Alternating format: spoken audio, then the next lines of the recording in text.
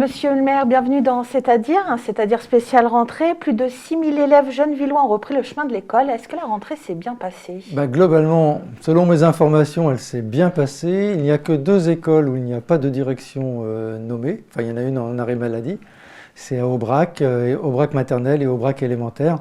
Donc là, c'est mon inquiétude de la rentrée, c'est qu'on obtienne des directions dans ces écoles. Ça va se régler assez rapidement?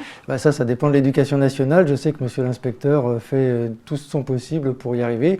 Et je le remercie d'ailleurs parce que le jour de la rentrée, il a été compensé l'absence des directions d'école en étant présent lui-même pour assurer cette rentrée. Tous les élèves sont bien affectés dans la bonne école?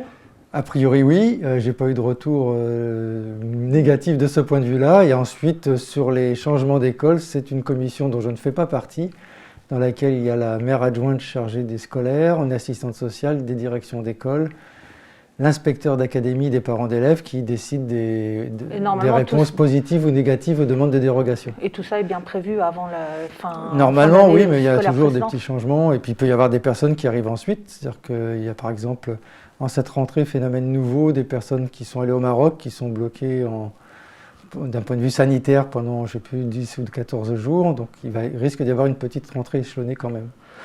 En fin d'année, les parents d'élèves des Grésillons et de Louise Michel ont diffusé une pétition pour éviter de fermer 2 classes maternelles. Est-ce qu'ils ont eu gain de cause depuis? À moitié. À Louise Michel, non. La classe est fermée, mais en même temps, il n'y a pas assez d'élèves. Enfin, c'est quasiment justifié sur le nombre d'élèves, puisqu'ils sont, même avec la classe fermée, à moins de 24 élèves par classe. Donc, l'Éducation nationale tient ses engagements de faire moins de 25 à Gennevilliers.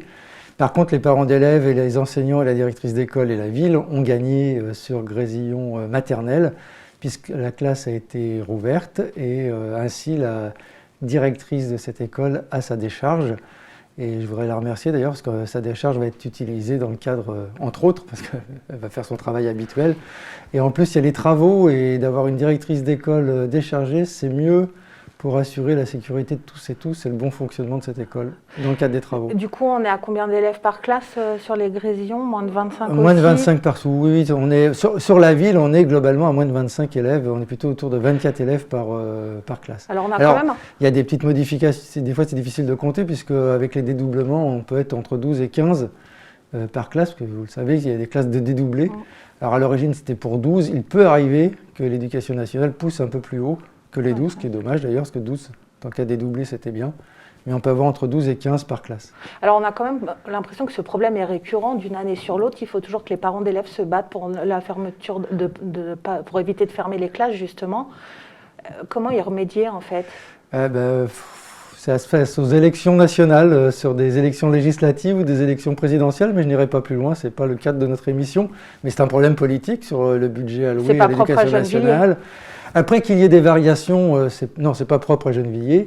Qu'il y ait des variations, c'est assez normal parce que les nombres d'élèves varient aussi. Donc qu'il y ait des fermetures de classe, ça peut être, je dirais, maternelle au Grésillon, Louise Michel, ça peut être à peu près normal en fonction des effectifs. Il y a des endroits, c'est pas normal et donc il faut se battre. Moi, j'invite toujours les enseignants et les parents à se battre. Cette année encore, la ville offre les fournitures scolaires aux élèves. Alors comment est-ce que cette liste de fournitures est établie? Alors elle est faite à partir d'un travail fait avec les enseignants et les directions d'école et ensuite on procède à la commande. Et donc, on demande aux enseignants et aux directions d'école d'essayer d'harmoniser quand même leurs commandes, mais de quoi ils ont besoin. Ils n'ont pas forcément besoin des mêmes choses d'une classe à l'autre? Non, mais par tranche d'âge, globalement, c'est à peu près la même chose et on arrive à répondre à leurs demandes. Alors, vous ne prenez pas en charge la trousse et le cartable? Non. Pourquoi? C'était un choix qui a été fait, je crois, dans l'équipe précédente. À l'origine, c'était pour éviter que tous les enfants de l'école aient les mêmes trousses et les mêmes cartables. Ceci dit, ça peut se réviser, parce que je vois il y a des villes qui font les trousses et les cartables. Il y a peu de villes d'ailleurs qui offrent les fournitures, je vais y arriver. Mais c'est quelque chose qu'on peut réfléchir. On avait même réfléchi à faire fabriquer des trousses à la suite de la fabrication des masques. Ça est un peu tombé à l'eau, mais peut-être que cette idée pourrait revenir. Avoir une fabrication locale, oui, pourquoi pas, ça pourrait être sympa. D'autant qu'on pourrait là, à la limite, en faire des différentes. Alors c'est quand même un budget de 280 000 €. Est-ce que vous avez encore les moyens, après toutes les aides liées à la crise sanitaire? Oui, on a encore si on n'avait pas les moyens, on ne pourrait pas le faire. Vous le savez, les villes ne peuvent pas dépenser plus que ce qu'elles n'ont. c'est la différence avec l'État et d'autres, c'est-à-dire que nous sommes tenus à avoir un budget équilibré. Donc oui, on peut le faire et on regarde ce qu'on peut faire encore pour aider dans le cadre de l'année scolaire. Oui, par exemple, est-ce que vous avez prévu des aides supplémentaires pour ces parents qui sont déjà éprouvés par la crise sanitaire? On voit par exemple à Saint-Denis que le maire de Saint-Denis a décidé que la cantine serait gratuite pour les maternelles puis pour les primaires. Est-ce que c'est une piste que vous avez envisagée? On avait regardé, mais on avait vu le coût. Là, par exemple, ça dépassait nos capacités budgétaires. Par contre, on a fait des aides financières directes que n'ont pas fait Saint-Denis en juin dernier de près de 600 € pour les quotients les plus bas. Et donc je crois que notre aide elle doit être bien supérieure à ce qui est fait même sur l'aide à la cantine.